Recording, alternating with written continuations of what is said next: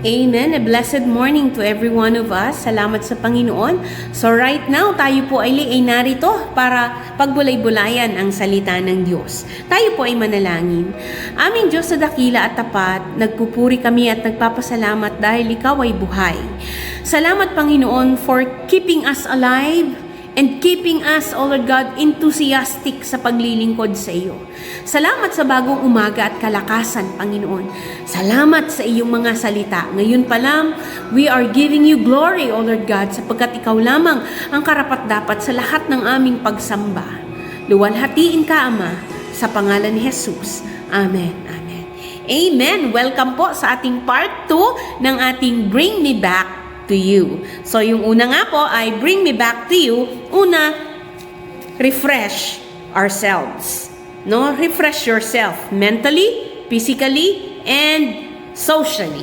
Okay. So, ngayon naman po ay sabi nga po ay nasa part 2 na tayo. Kaya open your Bible with me in the book of Hebrews chapter 3 verses 12 down to 15. Hebrews chapter 3 verses 12 down to 15. So basahin po natin. Mga kapatid, ingatan ninyong huwag sumama ang sino man sa inyo at mawala ng pananampalataya hanggang sa talikdan ang buhay na Diyos. Sa halip, magpaalalahanan kayo araw-araw habang may panahon pa upang ang sino man sa inyo'y hindi madaya at maging alipin ng kasalanan, sapagkat tayong lahat ay kasama ni Kristo kung mananatili tayong matatag hanggang wakas sa ating pananalig sa Kanya. Ito ang sinasabi ng kasulatan, kapag narinig ninyo ngayon ang tinig ng Diyos, huwag maging matigas ang inyong ulo gaya ng inyong ginawa nang maghimagsik kayo sa Diyos. Amen. So again, our message this morning is Bring Me Back to You, Part 2. Okay. Bakit Part 2? Bakit Bring Me Back to You? Katulad nga po ng sinabi ko kahapon na tayo po ay hindi porke nasa loob ng church, hindi nagbabackslide. Hindi porke ikaw ay busy sa ministry, mainit na mainit ka at nandun ka sa piling ng Panginoon. Hindi ganun. Sometimes, you are too busy in the ministry, pero malayo ka na sa King. Sabi nga ng iba, huwag kang masyado maging busy sa kingdom, baka makalimutan mo yung King. Now, kung minsan nga, dahil nawawala na nga tayo ng taste sa mga nangyayari, the first cure is refresh yourself. Secondly, eto na tayo. Secondly, do what is right. So ito po, sabi nga po dito sa ating binasa sa verse 12, huwag sumama ang sino man sa inyo hanggang sa mawala na ng pananampalataya.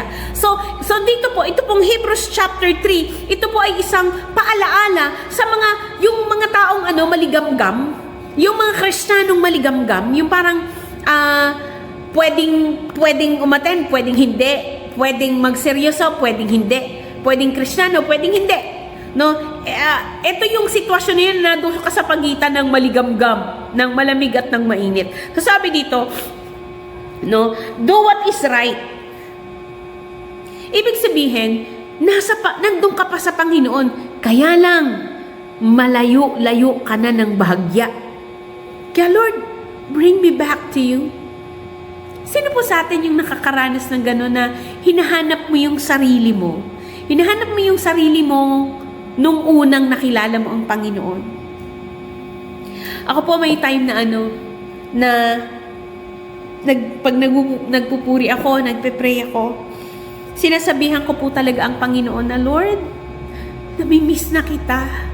Namimiss ko yung dati nating pag-uusap. Namimiss ko yung dati nating alalim ng relationship. Namimiss ko yung yung ganito, yung ganyan, ganon. So, it means medyo wala kang nararanasan na mas na level up sa Panginoon. So, it means kung ikaw ay nandyan at ikaw ay stagnant, it's either mag-level up ka, mag-e-effort ka para mag-level up ka, or magdi-decline ka pababa. No? Bababa ka. Yun lang yun. Kasi wala pong Kristiyanong stagnant. No? Ang tendency lagi ng isang Kristiyano kapag ikaw ay stagnant ay dalawa lang, pababa o pababa o pataas. No? Hindi yan mananatili na stagnant. Bakit? Parang tayong tubig. Kapag tayo ay hindi dumaloy, kapag tayo ay hindi gumagawa, mabubuhay dyan ang bakterya.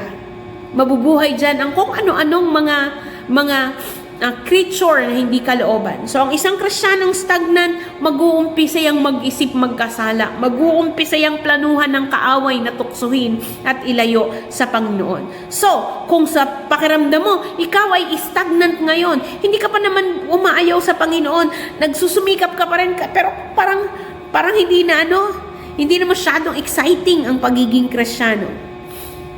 First, refresh yourself, and secondly, do what is right. Romans chapter 13, verse 12. Tingnan po natin. Roma 13:12. Sabi po dito, 13:12. Namamaalam na ang mga gabi at malapit nang lumiwanag. Layuan na natin ang lahat ng gawang masama at italaga ang sarili sa paggawa ng mabuti. Sabi dyan, namamaalam na ang gabi at malapit nang lumiwanag. Namamaalam na po ang mundong ito. Malapit nang bumalik ang Panginoon. Ngayon ka pa ba naman tatamlay-tamlay? Ngayon ka pa ba aayaw? Malapit nang bumalik ang Panginoon. No? Malapit nang lumipas ang kasamaan ng mundong ito. Malapit nang matapos ang kasamaan ng Diablo. Ngayon ka pa ba aayaw? Sabi dyan, malapit nang lumiwanag. Layuan na natin ang lahat ng gawang masama. Italaga ang sarili sa paggawa ng mabuti. Ito yung cure. Kaya sabi ng Biblia, sa binasa natin kanina sa aklat ng Hebrew, magpaalalahanan kayo araw-araw. And this morning, ito yung paalala, do what is right. Paano tayo babalik sa Panginoon? Gawin mo yung tama kahit masakit. Kahit mahirap. And sometimes, kahit nakakahiya. Do what is right. Kasi yun yung tama. Alam mo ba, kapag ginawa mo yung tama, ano man yung maranasan mo dyan sa paggawa mo ng tama, dito sa part na to, ano man yung maranasan mo habang gumagawa ka ng tama, mapahiya ka, madapa ka, masaktan ka, umiyak ka, maubusan ka, kasama mo ang Panginoon. Yun eh. Samantalang kung hindi mo gagawin yung tama, lalala yung sakit ng iyong kaluluwa, sakit ng iyong puso, yung laman ng iyong isip, lalala at mawawala ka lalo sa Panginoon, lalo kang hindi makakabalik. Lalo kang makakaramdam ng pagkaboring, lalo kang makakaramdam ng sakit, lalo kang makakaramdam ng kalungkutan kahit nasa loob ka ng church. Kasi nga, hindi mo ginawa ang tama. Halimbawa, isipin mo na ang mga Kristiyano na hinahangaan mo, subukan mo silang gayahin. Ako po, may mga teacher ako sa Sunday school noong una. Nung bata pa ako. Kilala ko sila hanggang ngayon. Nung bata pa ako, parang iniisip ko, ang galing naman nila. Nagturo sa akin ng, I've got joy down in my heart, deep, deep down in my heart. Tandang-tanda ko yon. Tsaka yung walk, walk, walk in the light. Tandang-tanda ko yung mga naging teacher ko. And every time na iisipin ko sila, merong nagpastor, merong nag-asawa ng pastor, pero merong nawala sa Panginoon.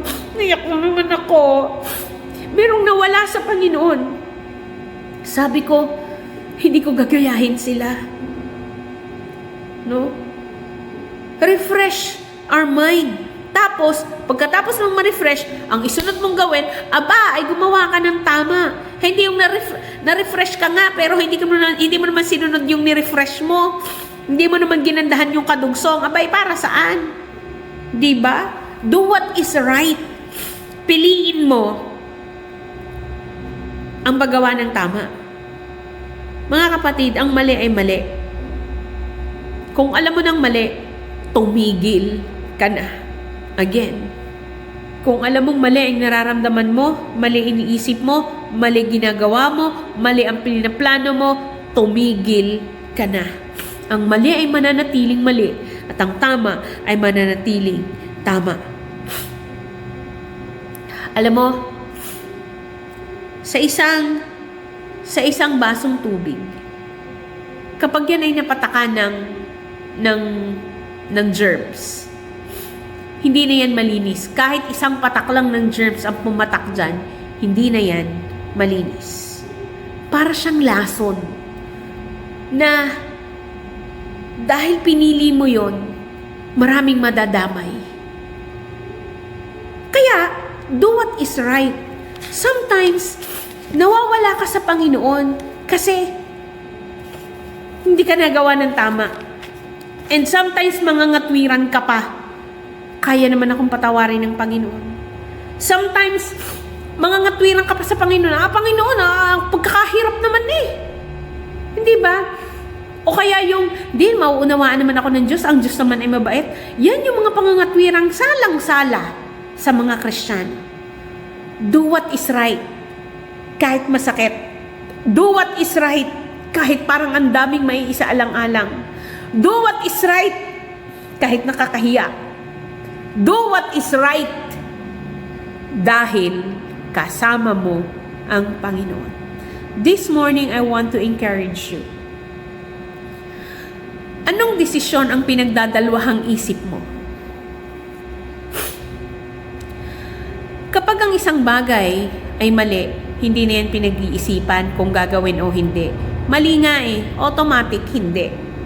Ang pinag-iisipan lang is between good and best. Hindi mo pwedeng, kung ikaw ay tunay na Kristiyano, para makabalik ka sa Panginoon at tuluyan ng makalimutan ang luma mong pagkatao, tuluyan ng mawala yung pagka-boring ng buhay mo, tuluyan ng makalakad palapit sa Panginoon, ang pamimili ay hindi between good and bad.